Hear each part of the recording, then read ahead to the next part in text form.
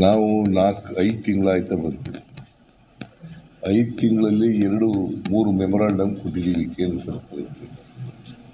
1870 ಕೋಟಿ ಕೇಳಿದ್ದೀವಿ. 35,000 ಕೋಟಿ ರೂಪಾಯಿ ಬೆಳೆ ನಷ್ಟ ಆಗಿದೆ.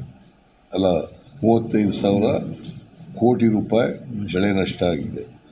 ನಾವು NDRF ಪ್ರಕಾರ 1,871 ಕೋಟಿ ರೂಪಾಯಿಗಳನ್ನು ಪರಿಹಾರ ಕೇಳಿದ್ದೀವಿ.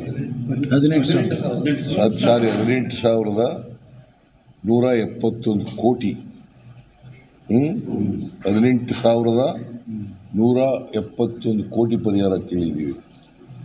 ಇವತ್ತಿನವರೆಗೆ